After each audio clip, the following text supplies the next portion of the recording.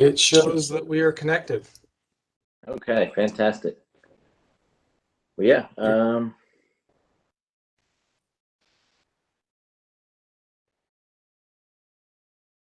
Okay. Okay, let's start with the executive committee. Got just one thing here.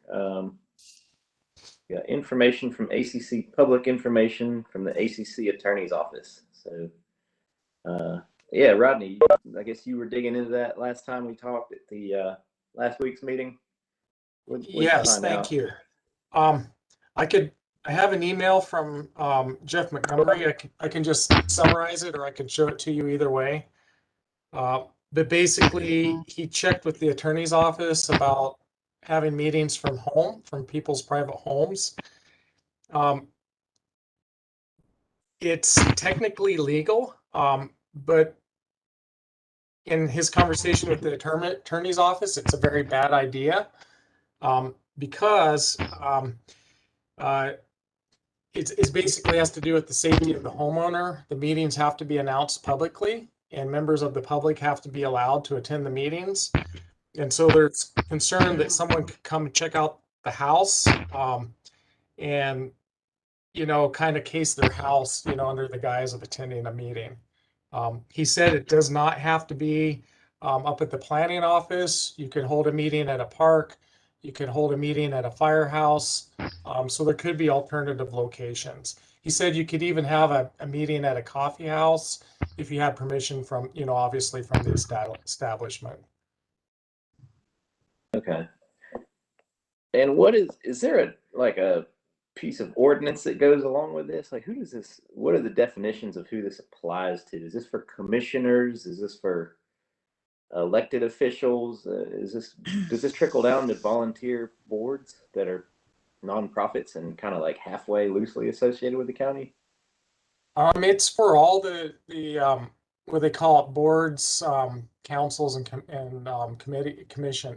It's for all the committees in the county. So we're on equal footing, really, with all the other committees in the county. Gotcha. Okay. Okay. Rodney, are all of the other committees nonprofits? Boy, I don't know the answer to that. I think there's a wide range. If you go to the boards, commissions, and if you go to the web page, it lists each and every single one of them. There's 40 of them, 40 plus. I was just wondering, if we're a nonprofit, are we bound to comply with sunshine laws?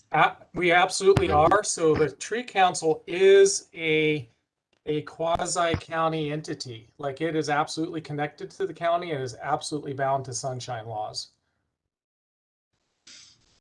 Now, if it was like a separate Friends of Trees organization, then it would be subject to its own rules. So that might be, so the Tree Council itself is connected to the county by ordinance. Right, they have to vote on membership, right? So there's definitely a county control there. Yes. Yeah, that's a good point. We are in the tree ordinance. That's interesting, though, that you mentioned that if we were to become a Friends of Trees organization, I wonder if we'd lose a lot of the benefit of having mayoral recognition and support of the commissioners, and kind of that tie to the planning commission that we have with our policy initiatives. But that is an interesting thought too. There was a time when I started, when we were providing input on violations of the tree ordinance, and we had to go and speak at the hearings. It's been forever since that happened, but I can remember going to a couple of them where people were just clearing some property and didn't realize that there were rules about it. Yeah, that's right. Yeah, I remember that too, that timber harvest permit violation. Yep. Yeah. Yeah, I don't think one's really come up since, what was that arborist's name? I can't remember her name. She was before Mark Beachick, though. Yeah, I remember one guy who lived up in the north side of town who was just clearing some trees out to make a driveway, and didn't realize that he'd cut like 40% of the tree, 50% of the trees on his property, and had no idea that there was an ordinance. And I had to go and speak at his hearing, but that was the last one I can remember. And clearly with this guy, it was just an honest mistake. He was just working on his own land. And I think we went and said we don't really have a problem with it, but reminded him that it would be good for him to plant more trees once he was done with his project. Mm-hmm. But I don't, if there's been any hearings, we haven't been invited, but there may not have been. There hadn't really been a violation of that kind, of that nature. Okay. It's pretty rare. But yeah, okay. So yeah, Rodney, thank you for digging into that. And I guess if you wouldn't mind sending that out to everybody so we can all kind of have that information. Yes, and public information also should be publishing. They're doing a little bit of a write-up about expectations, which may also help. I don't know when that's going to be put out there, but I think we'll probably receive it before we meet in August again. And I'll send that out as soon as I get it as well. Okay. Well, yeah. I guess, yeah, I look forward to reading that, and it may be something the policy committee is probably more involved in examining, but yeah, that's a good point there, Rodney. I had actually forgotten that the Athens tree ordinance actually specifies for a community tree council. So hard to argue with that. Well, yeah. Any other things worth mentioning on that one, there, Rodney? No, that's everything I know for now. Yeah, just in talking with Jeff, with COVID and everything, it's kind of everything was sort of mixed up for a while. So they're kind of trying to get back on track, and I think that's part of the reason they're going to be releasing, an expectations document, just so to help people get back on track. Mm-hmm. Okay. Well, that sounds good. Yeah, does anybody else have any comments, questions, suggestions?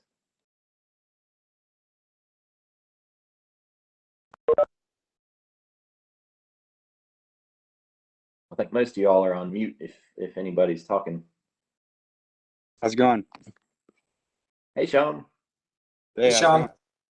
Hey, how you doing? Pretty good. Just going over some of the recent release of the ACC public information, kind of the sunshine law, pertinence to how it relates to us. So yeah, Rodney pointed out too that we are loosely a government affiliated organization, even though we are a 501c3 and act somewhat independently. We are mentioned in the tree ordinance as kind of a county committee. So it sounds like a lot of the sunshine stuff does apply to us. So, but yeah, Rodney will be sending out kind of the written full release on what he has. So I think that'll be good for everyone to have and kind of be on the same page about. So yeah, thanks again, Rodney. That's awesome. I guess it's time for the steering committee. I didn't have anything, but yeah, if any of the committee chairs have anything they want to cover or bring up, feel free to have the floor.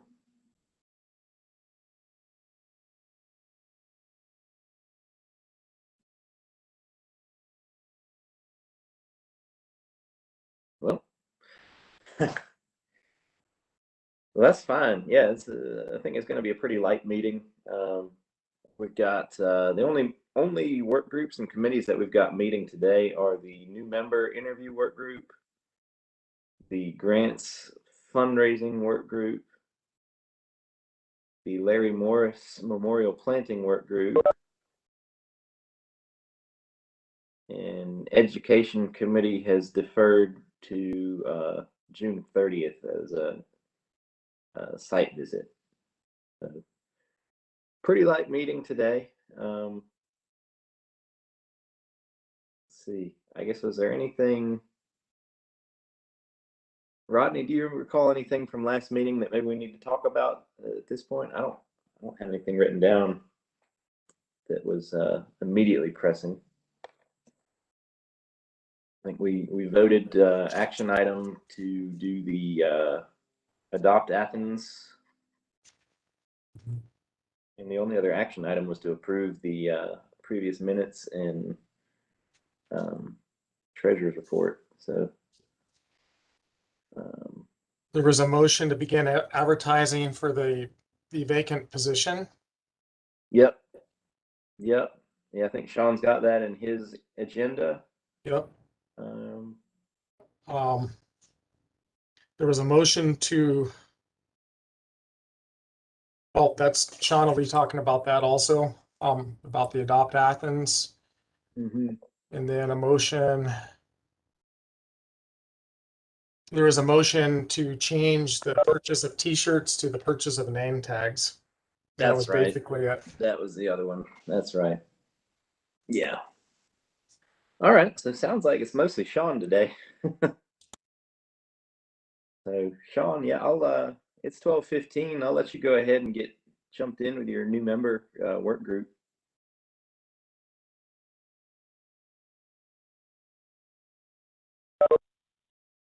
Pretty brief, really, but as we established on, can everybody see me or hear me? We can hear you, but not see you. Now we can see you. Okay, got it.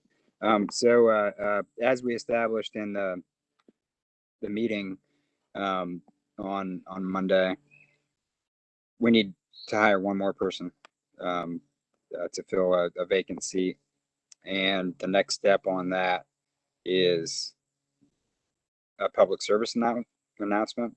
And I do have a question on that as to Rodney. Do you set that up, or do you? What's the? How do you do that? Yes, I will contact public information and have them put it on a bulletin. It'll be a public service announcement. As far as advertising, that would be up to the tree council. Okay.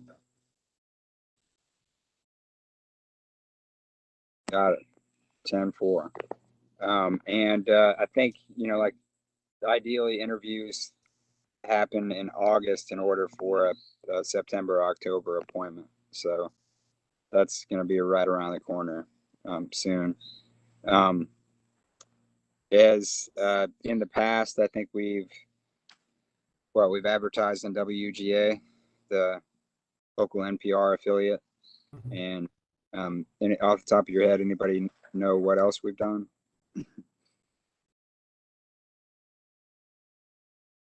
I don't remember, but we could do like Isthmus or something. Say that again. I'm sorry, Pam. I said I don't remember what we've done in the past, but we could probably do Isthmus or something. Not Isthmus, flagpole. Sorry. There you go. That'd be good. Would it? What do you think about the UGA listserv?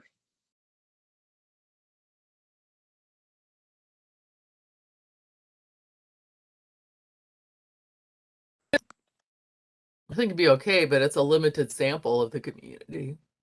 Yeah, right. Could we put something on the like community page that cycles on the television? I don't know how we would do that. So Athens-Clarke County will put that. That'll be part of their public service announcement. It'll go on the bulletin. And Got it. You say that's on TV? It's not like the public service channel. I don't know how many people look at it, but if some people do. That's all I watch, actually, Pam.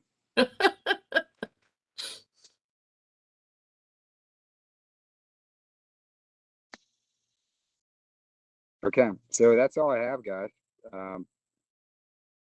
Anybody have anything to add?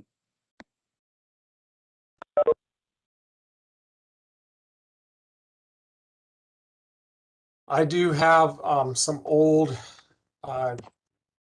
advertisement. The wording of some of the old advertisements and that sort of thing. So let me know if you need those materials. That'd be great. Yes, please. If you can email that to me, that'd be awesome. Okay.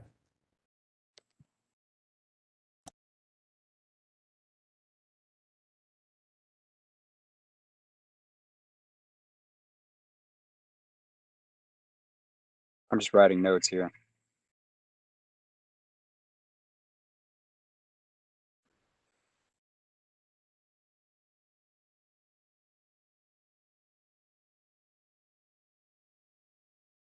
All right. Well, that's all I have. You guys, what's the next meeting, Joe? The next one is trees for tomorrow, and they're not meeting.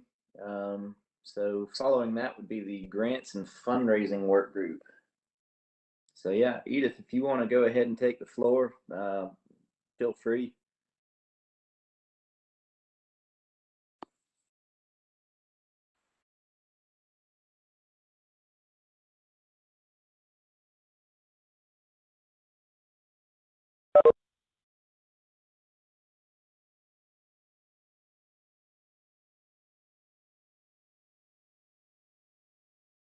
She may be waiting till 12:30 because that's when it's scheduled. Yeah, Edith, are you there?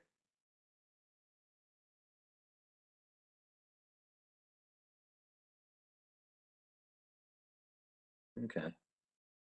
I guess when she gets back, we can go ahead and jump into that. It may be so. Yeah, she's not supposed to start till 12:30. I guess. Let's see. Sean, are you still there? We could cover the Larry Morris planting work group if you want. In the meantime. Sounds great. Yep.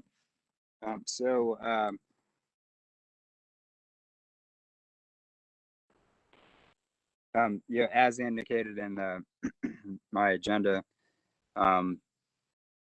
getting going on that application process, the Adopt Athens process, and I'm not sure what the turnaround is, but hopefully it'll be prompt so we can tentatively plan on a fall, at minimum, a dormant season planting for the location. I can't imagine that there'd be any hiccup or, hopefully we wouldn't not be awarded the site, but I guess I need to talk to Stacy about how stringent they are or whatever, like what the success rate is, I guess you might say. But we talked about doing that for 2 years. I think we established that in the meeting. Is, I think, great. And I think that's all I have in my notes. Cool. Yeah, I had an idea while you were talking about maybe if they require any kind of map or anything showing where this site is. You may be able to lean on Patrick Perry because he said he could draft up something kind of quick and dirty, like a little exhibit map Okay, to scale great. that would show kind of the outlying boundary of the site, and that may be kind of handy to have anyway. Yeah, I think for to make it official, I think that would be an excellent idea. I didn't notice any requirement on the application is pretty basic. So, but nonetheless, I think that would be a great step. Yeah, I agree. Yeah. Is he on that committee? Let's see. He is, yeah. Awesome. Okay. I think I have him. I'm gonna write him in. Patrick Perry. Oh, is he not? I thought he was too. He was on the walk. That's right. Yeah, he is. If it's not on my agenda. Cool. Yeah, he's on there now. Cool. Yeah, that sounds good. I think that'll be a good, nice, organized way to get that kind of moving in the right steps. Get some county recognition out of it. So, you know. Great. Oh yeah. So on that note, I forgot to email everybody the invitation to Larry's celebration of life ceremony get together on November 13th of this year. So I'll forward that later today. But informal. I think maybe there's going to be a tree planting that day, but not sure where that's going to be. Somewhere in Winterville. Pardon me, Flincham. I think that might be two different events. I'm sorry. The Flincham Phoenix is where the event is going to take place, and if I'm not mistaken, Lee and Holly are going to be planting a tree in Winterville, if I'm not mistaken. So they'll give you. I'll update you on that for certain. But I think Holly and Larry were kind of best buds. We've got time to get more details, I think. Right. All Will right. there be a dog park associated with the Winterville planting? Say that again, Joe. Will there be a dog park associated with this Winterville planting as well? I don't think so, unless you want to, maybe you want to make that an action. I think Jesse really was. I think Jesse would want to spearhead that. She sounded really enthused. I don't know. I don't think they have a dog park, but I think they would really appreciate that if you did, Joe. We should make that Jesse's first initiative as president next year. Well,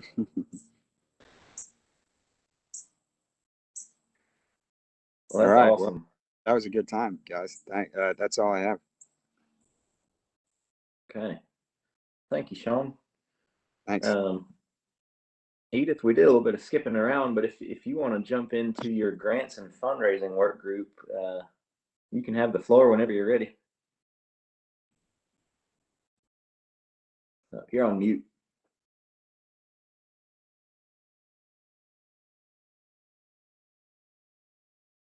Laptop. I tried a couple of different replicating it in a couple of different programs and block. So it's maybe me. It's maybe not the laptop, but I was going to keep plugging away on it. Joe, last time you'd suggested the looking into transportation alternatives with the GDOT program.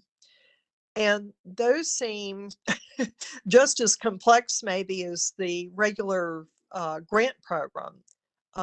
They wanted matching funds. They wanted a full-time person assigned to the project. There are a couple of other things that just made it seem not worth pursuing. So I don't know, I was just going to put closure on that for now. The one I really wanted to concentrate on this summer would be the Synovus grant.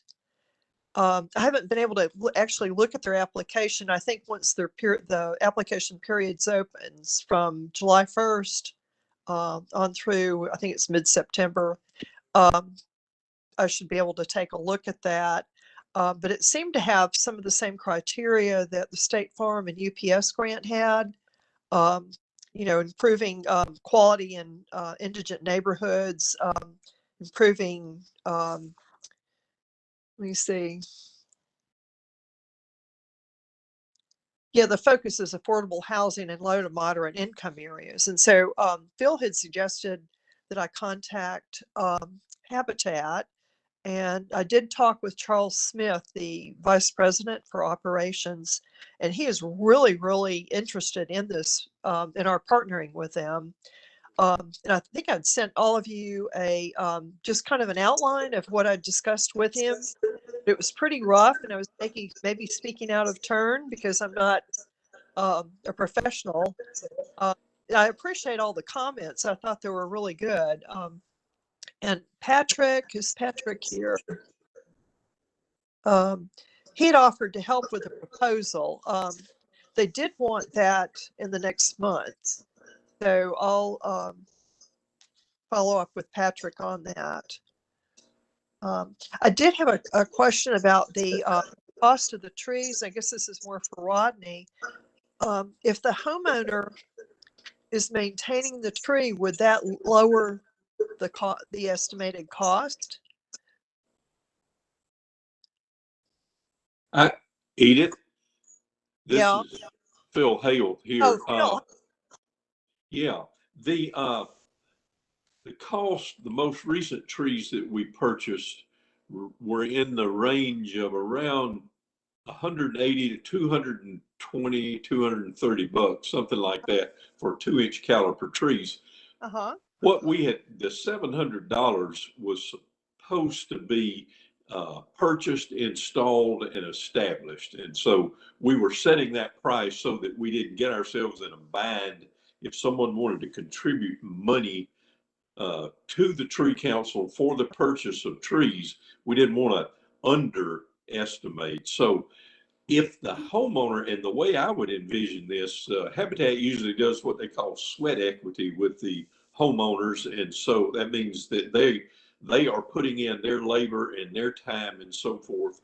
And I would assume that we would do the same thing with the watering of the trees to maintain and establish them. So I would say that we could seriously reduce that $700 down, probably to the $200 or $250 range, if we are providing in-kind services to help with the planting.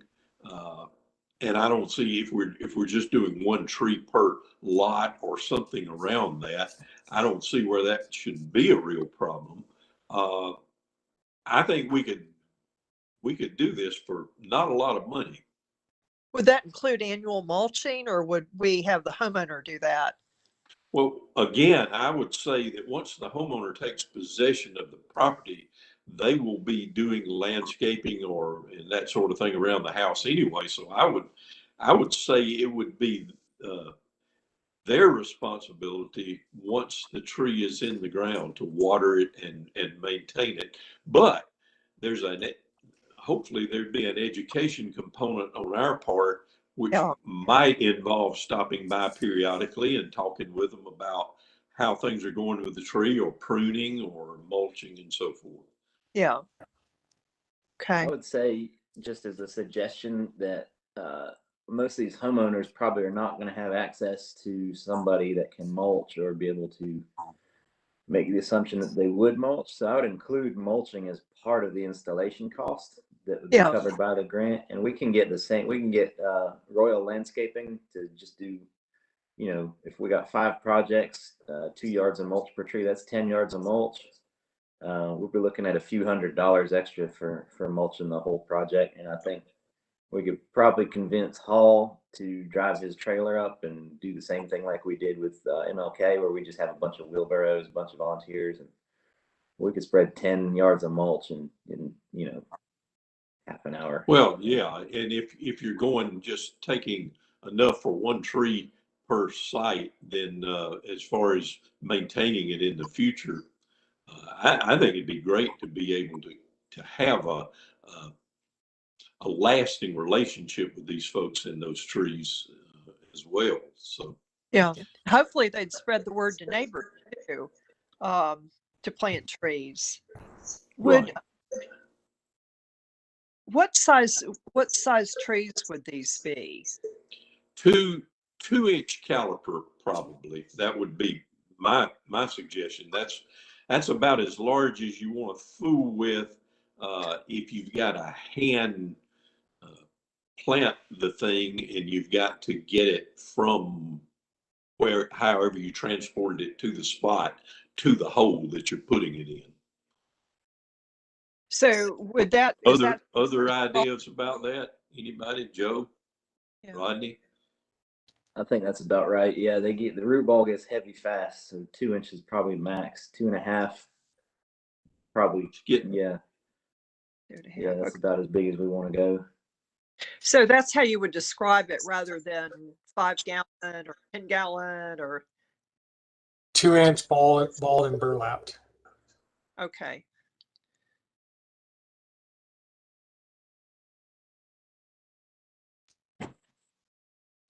The only other comment I had about that was, if it's possible that there are different types of trees that would be appropriate to that spot, I think it would be good to involve the homeowner in the decision making, because they would probably be more prone to maintain the tree if they felt that they'd made the decision about it. An excellent publication, Edith, that you could talk to homeowners about, is The Native Trees of Georgia. You can get it online for free. Okay. And even if need be, we could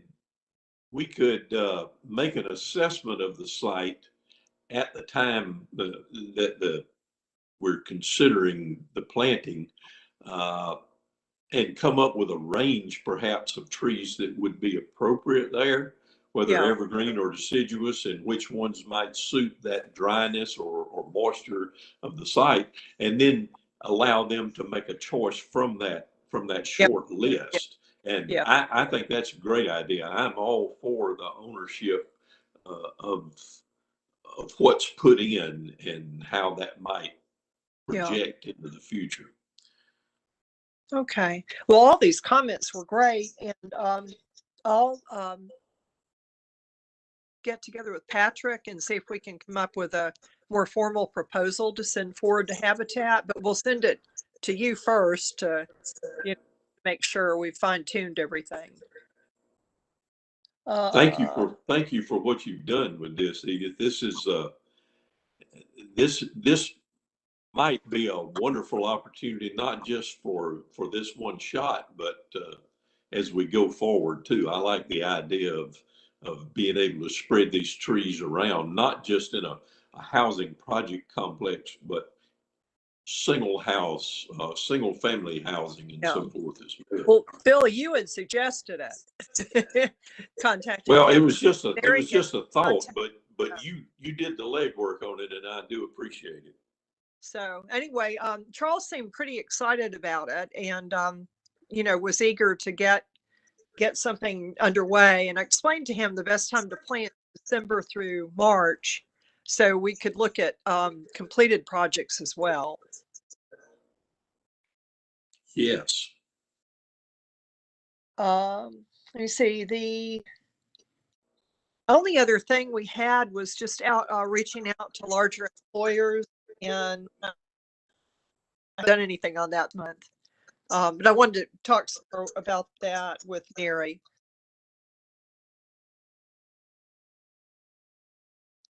Yeah, you may reach out to the actually a good one to reach out to would be the Athens Chamber of Commerce. Oh yeah. They would have a list of kind of the big players in town, and they've actually shifted their focus less from business development and more into nonprofit development. So that would probably be a good connection to make. Chamber of Commerce would also be an excellent place to do some educational. If there was some kind of presentation we could do, that'd be a great place to do it. Yeah. One thing I did want to mention about Charles Smith is he had never heard of the Athens Tree Count, which was sad. I thought, oh, we've got to get our name out there. Yep. It's a common. You'll run into that more and more, but yeah.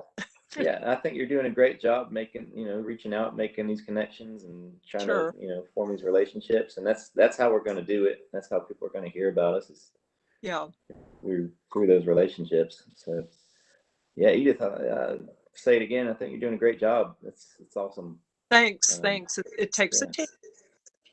Thank you. We do. We have a great team. Absolutely.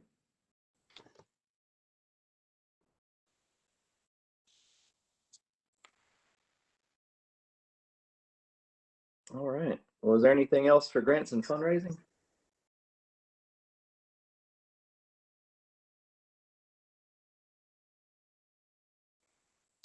And we can always email back and forth over the next 2 months. So. Yep. Well, that sounds Thanks, good. everybody. Thanks, Phil. see.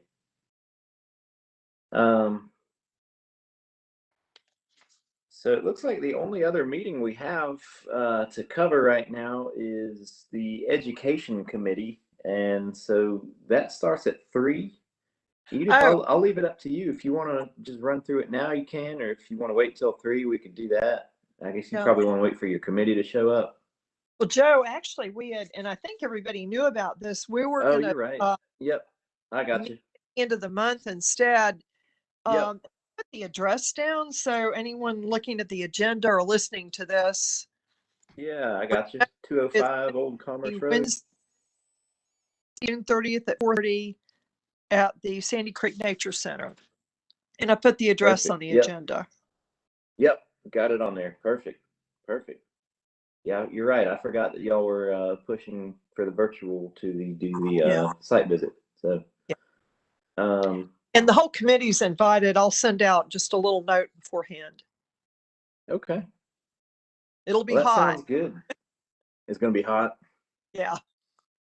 Yeah, this is probably, June 30th. You're right. Yeah, bring sunscreen and a hat for sure. Yeah, anything else, I guess, on education while we got you here? Or?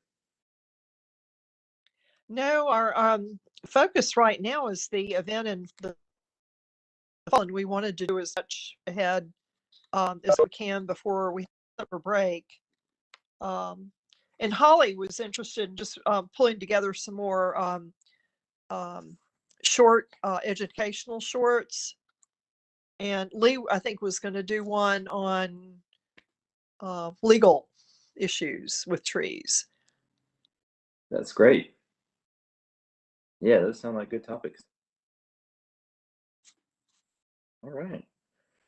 Well, pretty quick meeting today. I think we've covered everybody that was on the schedule. So, anybody have any last wrap-up comments or anything?